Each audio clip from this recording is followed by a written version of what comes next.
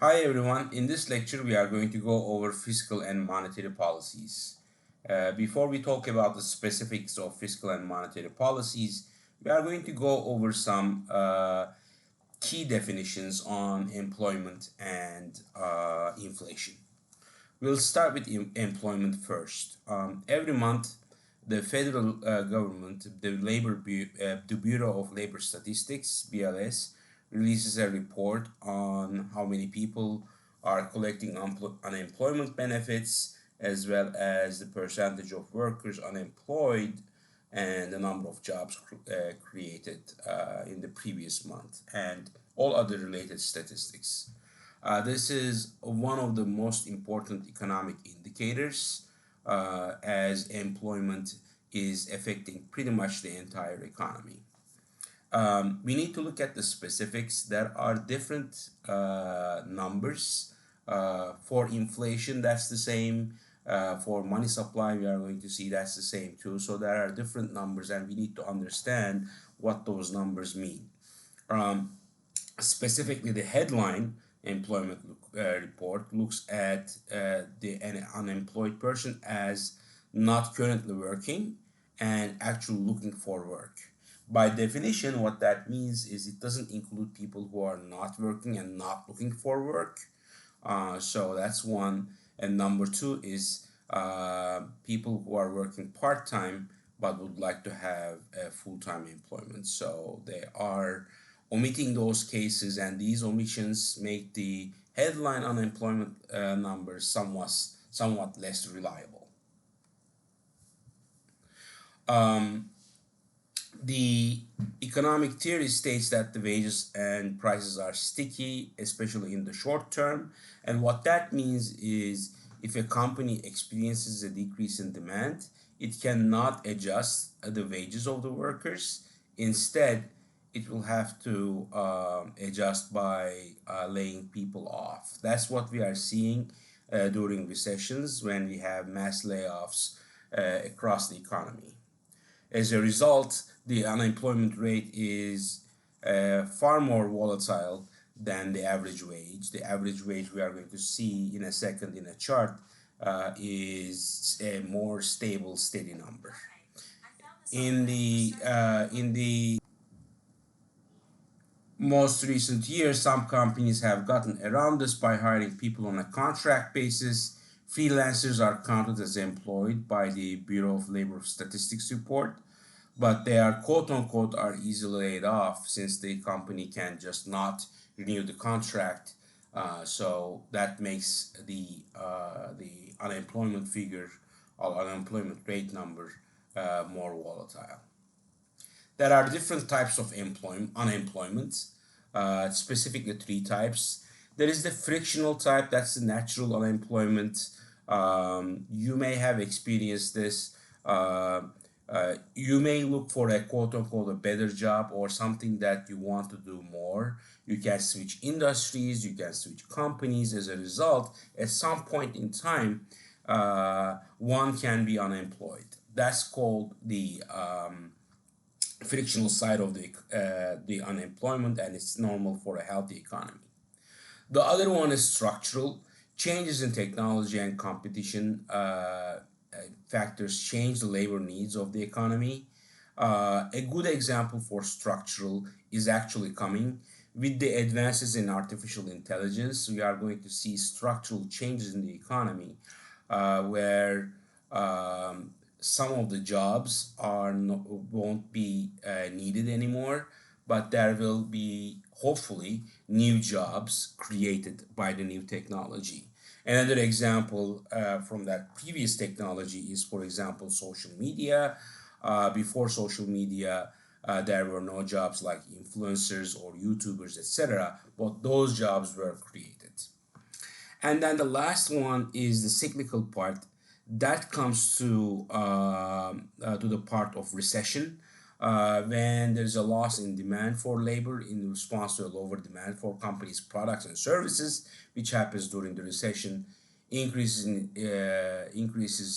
in response to a higher product demand. That causes the cyclical unemployment, and the governments typically respond to this type of unemployment. So when there is a recession, the governments, we are going to see it through either fiscal and or monetary policies, stimulate the economy so that the recession is over and the economy is back in quote unquote normal mode or natural mode. The natural unemployment rate is both for frictional and structural, while cyclical one is the one that the government tries to manage, as I mentioned earlier. The natural rate is about 4%. And then there is a definition of full employment. When the economy is in full employment, it's called in full employment when the unemployment rate is at the natural level. In other words, when the cyclical underemployment is zero. When this happens, the economy is functions at its potential GDP. If the economy is less than full employment, the difference between the potential GDP and the real GDP is what's called the output gap. So this ceiling is handy to know when you are trying to stimulate the economy. So when the gap is wide, then that's when the government tries to stimulate the economy, and when the gap is narrow, then the government is trying to um, keep the pressure off of the inflation. So when the gap closes, then there may be a pressure on inflation, and the government will act accordingly, as we are going to see with the fiscal and monetary policies. Speaking of inflation, that's the fundamental characteristics of any economy. That's practically the erosion of the purchasing power of the currency over time. Consumer Price Index (CPI) that you may have heard in the news is the primary measure of inflation. It is the Bureau of Labor of Statistics measure of the price of a basket of goods. There are roughly 80,000 very granular goods and services in 8 groups that are typically bought regularly by an average American household. The components include housing, transportation, food, beverages, medical care, etc. That's the headline figure given all the items. It includes food and energy because those two items are very volatile. So there are different measures of inflation. There is the core inflation, there is the headline inflation. They measure different things. They include or exclude different items in the basket. So as a result, you are going to get different measurements, and typically the Fed delivers those news. The labor of statistics, the Bureau of Labor of Statistics actually releases those figures, and the Fed closely monitors those figures, especially these days when there are inflation concerns.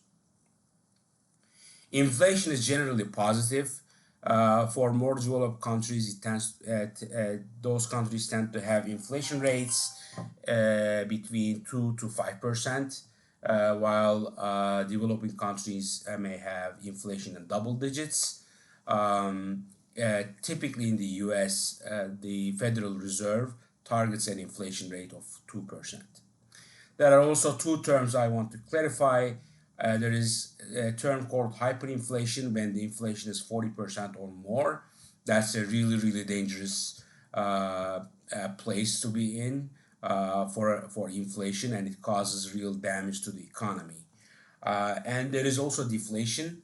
This happened in Japan in the last, I want to say, 30 years or so, when the prices are going down from one period to the next. It's not necessarily a good thing because as a result of this, the wages may go down as well. So the entire prices are going down. It's not necessarily a good thing. So that's why the Fed typically targets around 2% inflation.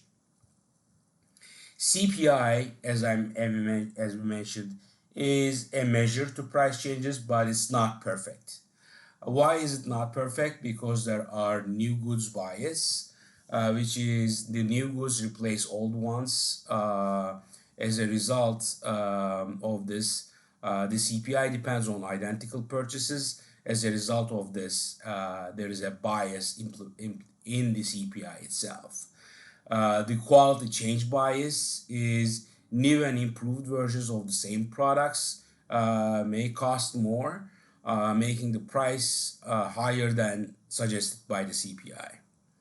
And there is the outlet substitution bias, which is if the price of a good rises, customers may buy cheaper versions of the same product, making the price lower than what's suggested by the CPI. And the last one is the commodity substitution bias. For every commodity products, if the price rises, then the customers can substitute them, making the CPI an inaccurate measure of the importance of that commodity. In an effort to mitigate the problems I just mentioned, the Bureau of Labor of Statistics came up with the chained customer price index. Whereas the CPI measures the price against the base year, the change CPI, CCCPI measures it against the most recent period. As a result, there is less of a new goods bias or quality change bias, etc. By looking at the most recent period, the basket of goods can be changed retroactively, allowing easy substitution of the components in a given basket. There is also one term I want to clarify, the Personal Consumption Expenditure Index, price index, which measures the prices on the consumption portion of the GDP formula. The GDP formula, if you remember, is the consumption plus the government spending, plus investments, plus net exports. So consumption in the US especially is the highest part of the GDP, and this measures the prices on the consumption of the GDP formula. So there are two other terms I want to clarify, which is nominal versus real. So the primary use of all inflation is to allow us to remove it from prices and rates so that we can look at the prices and rates in a more quote-unquote real term. If you look at, for example, nominal wage, you are going to see that it's increasing over time. The nominal wage, you can look at the minimum wage, for example, has steadily increased over time, but when you take the effect of inflation, when you get rid of the inflation, you are going to come up with the real wage. And when you look at the real wage, you are going to see that the real wage has been stagnant since the 1980s. It has not increased over time. Similarly, interest rates, there's an interest rate that is given to you by the banks or by the bonds you buy. That's the nominal rate. You have to subtract the effect of inflation from that to get a real interest rate. And real interest rate typically flows somewhere around between 2 to 3%. Another way to look at it is the interest rates, nominal interest rates, has to come up with a formula such that it has some real interest rate component plus the inflation premium added to it. That's another way to look at the difference between nominal rate versus the real rate. There are costs of inflation. There is an indirect tax component of it. When customers delay the purchases, they pay a quote-unquote indirect tax by having to pay more of what they want to buy in the future. So as the prices increases, there's an indirect tax component to it. As inflation erodes the value of money, companies need to adjust the prices. There is an administrative cost to make those changes. So that's another cost of inflation. The confusion is also important. Money is used as a benchmark of a value. If the benchmark erodes over time, so you cannot be sure about the value of the goods and services in the future. And that relates to the uncertainty. Inflation rate changes over time, and if you want to carry out a deal in the future years, say in 2 years, you have to predict what the money will be worth at that time. The more predictable inflation it is, the better we can be prepared for it, and the lower these costs will be. But in a nutshell, these are pretty much the cost of inflation or the downside of the inflation. With inflation and employment briefly explained to you, now we can turn our attention to two main policies. One is the fiscal policy. As stated earlier, um, the government has two forms of influence over the economy. One is the fiscal policy, and the other one is the monetary policy. For the fiscal policy, the U.S. government budget accounts roughly about 20% of our GDP.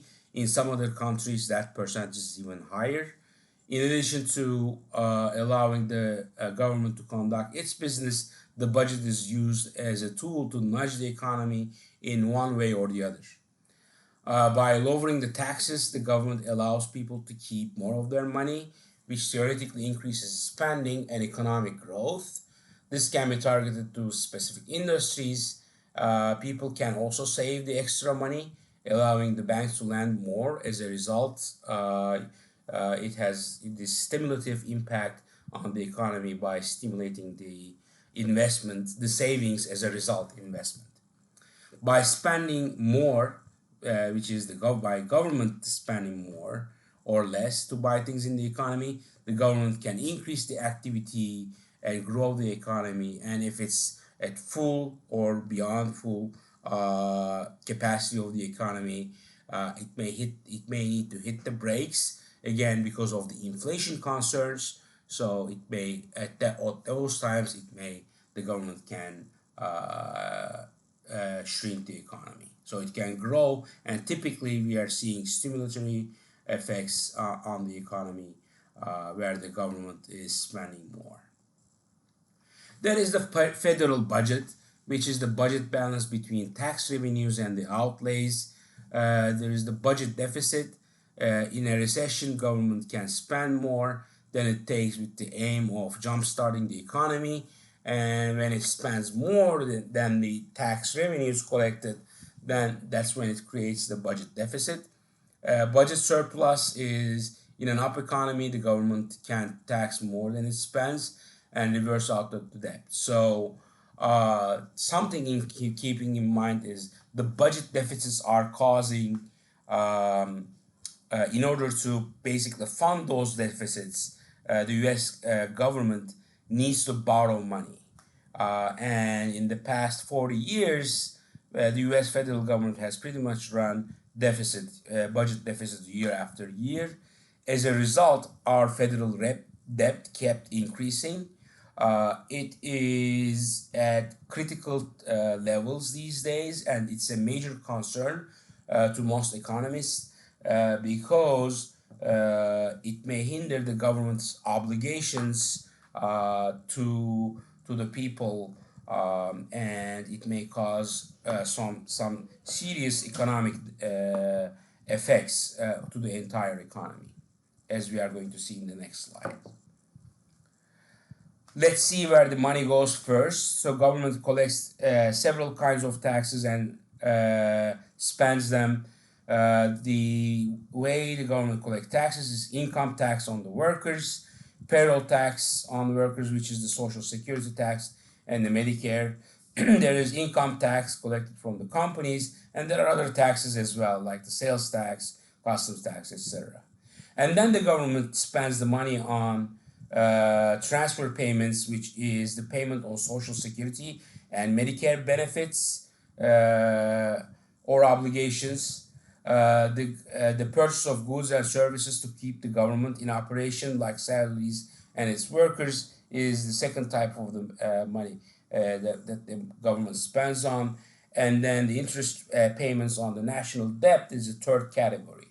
As I mentioned earlier, as the debt grows more, there is limited budget, obviously. There is some money that can be spent. And as the debt grows more, the interest payments on national debt is growing. As a result, the concern is that either the payment on Social Security and Medicare or the purchase of goods and services to keep the government running needs to shrink. and or I should say, and that's a major concern. It can have an effect, as I mentioned, to payments on Social Security and Medicare, as well as key government spend, such as spending on national security. So that's the reason why the concern on national debt, as a result, interest payment on the national debt is a major concern to most economists. The real question isn't what the government obligations and revenue are, it's the present value of those obligations. Not obligations are due right away, but the net present value, or PV or NPV, is the fiscal imbalance. The baby boom generation is retiring.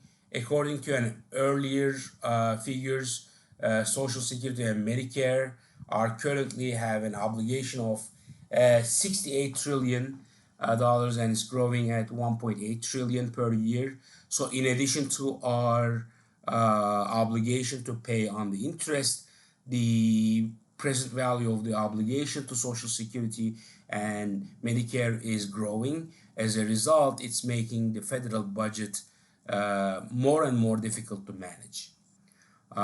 Eventually, it is concerning the economists that the fund may go bankrupt, and this fiscal imbalance must be corrected. And all of these are the ones I'm going to mention, the three bullet points I'm going to mention, are not favorable. Nobody wants them. Nobody wants, for example, number one, to cut the benefits on the current retirees. Nobody wants to raise Social Security taxes on the current workers. Nobody wants to raise taxes or cut spending elsewhere. But one of these things has to be done. So these are not favorable in one way or the other. That's the primary reason why the federal budget needs to be in balance, and why we should not grow our national debt any further. There is automatic versus discretionary spending. Automatic fiscal policy, the government has laid out its budget and tax policy. In a booming economy, people will make more money. As a result, more tax comes in and economic growth is dampened. The opposite happens in a down economy, and there are need-based programs already in place to help those in need. In a down economy, more people use them. And then there is the discretionary fiscal policy, actions taken to the government to immediately influence the economy. The government make conscious efforts to increase spending or lower taxes, especially when there is a need to stimulate the economy, and that's the discretionary part of the fiscal policy. Fiscal stimulus, as I mentioned earlier, is when the government wants to influence the economy. It can either increase spending or cut taxes. Increasing spending, the government is going to buy more stuff or do more projects, or it can increase the wages or hire more people. It's typically the former, buying more things or doing more projects so that they can increase spending to stimulate the economy. Increase the entitlement pages is another way, giving retirees a raise on Social Security and Medicare. They can buy more stuff so the economy can grow faster. That's again another way to stimulate the economy. Or the government can cut the taxes. As I mentioned earlier, they can more money will keep them, more people will keep their money. They can spend it, the economy grows, or they can save it and the banks can lend it for investments. The economy grows as well. All these reduce the budget surplus and increase the deficit. As you have seen so far, there is no perfect way to do one thing. If the economy is in a recession, the government can stimulate the economy, but at the same time, it's going to cause a budget deficit, and that has a downside impact of growing the national debt, which is in the future we will likely to pay more interest on the national debt. There is a multiplier effect both on the fiscal stimulus and we are going to see on the monetary side as well, which is if the government lowers taxes by a dollar, the person who benefited from it is going to spend it, and then that becomes the income for another person, and then they will spend it. As a result, there is a multiplier effect on lowering the taxes. Similarly, when the government increases the spending, that becomes someone's income. They will save some and then spend the rest. The rest they spend is going to become the income of another person, and so on. So it has this multiplier effect for stimulating the economy. There are some limits to fiscal stimulus. There is legislative lag time. A federal government, as we all know, is not as efficient as, say, a corporation. Everyone has a different opinion, and the two sides of the aisle most of the time don't agree with each other. It's very hard to do anything fast, so there is the lag time for fiscal stimulus. The area of discretion, about 80% of federal spending is seen as non-discretionary, like entitlements that owe to the people. Only 20% can be changed. As a result, the effect, the 20% is smaller compared to the non-discretionary part. And there is the estimating of the GDP. Estimating the current level of GDP or how far we are from the GDP is not an exact science. If the government institutes a stimulus plan based on the notion that there is a gap, and if that the estimate is wrong, it will typically result in inflation, and as a result, it could make the economy worse. Now we are going to turn our attention to monetary policy. The monetary policy is set by Federal Reserve, the Fed. It's the U.S. entity that oversees the banking system. It practically has four main jobs. It influences the supply of money and credit. It regulates and supervises financial institutions. It serves as the bank, as the fiscal agent of the U.S. government, the central bank, and it supplies payment services to the public through the financial institutions. In this lesson, we are primarily going to be concerned with the first point. Influencing the money and credit allows the Fed to nudge the economy up or down. This is referred as the monetary policy. The manipulation of money and credit is not as the same as what we mentioned earlier, fiscal policy, where the government uses it and buying to change the economy. So the monetary the Fed uses four main policy tools to influence the economy. Number one is changing the required reserve ratios. The Fed requires that banks keep a minimum of cash in reserve to ensure their solvency. It can be held at the Fed or with the other banks. If the Fed increases the amount or the amount required, the bank can't lend it out. It has to keep it with the Fed. If they can't lend it out, it means there is less investment. As a result, it's going to contract the economy. There is the discount rate. That's what we keep seeing. That's what the Fed announces. The rate at which the Fed lends to the bank to supplement their reserves. So the Fed increased rates in the recent years to combat the economy. It wants to shrink the money supply to combat inflation. These days, it started lowering the rates. Lowering rates means more borrowing, which means more investment. As a result of all those actions, inflation may increase. We are going to see that in the upcoming quarters or years, I should say. But that's the key. That's what we have been seeing and reading in the news, changing the discount rate will have an important impact. Open market operations is when the Fed buys and sells U.S. government debt or treasuries in the open market. The Federal Open Market Committee sets the target rate, the discount rate, and executes these trades to reach the discount rate. And then the fourth point is the extraordinary crisis measures during the 2008 crisis and during the pandemic. The Fed went beyond its normal activities to take drastic steps to keep the economy going. Obviously, nothing is perfect. When you are trying to fix something in the economy, it can cause a break in other parts. In 2020, the Fed stepped in and increased the money supply to stimulate the economy, which was about to stop. But the cost of it was inflation, and that's what we are going to discuss this week.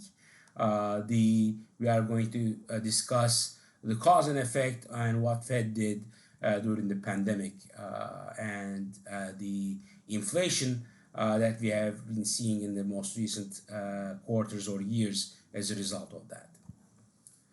Money supply is the primary reason of the increase of or decrease in inflation. Money is just another commodity like oil and price. The more we have it, the more we can use. In this case, using it means lending it for a percentage of return. There is monetary base, which is the sum of all physical money printed by U.S. Mint, as well as the bank reserves held at the Fed. There are different types of definitions of money supply. There is M1, M2, M3, and M4. I encourage you to Google those to see what the differences are. But just like unemployment, just like inflation, there are different measures. There's not just one number for money supply. And then there is the money multiplier ratio. The more money exists in the monetary base, the more money can be lent and spent. If the Fed decreases the reserve ratio or discount rate, then the banks have more opportunity to lend and the money supply grows. When the money supply grows, it has this multiplier effect. As I mentioned earlier, the more money someone has, the more likely it's going to be spent or invested. That means an income for another person, and it will have that type of a multiplier effect. So this will summarize our conversation about the fiscal and monetary policies. We initially started with the definitions of unemployment as well as inflation, and then we looked at how the government is playing a role in the economy with its fiscal policy and with the monetary policy. I hope the video helps, and I will talk to you in the next lesson. Thank you.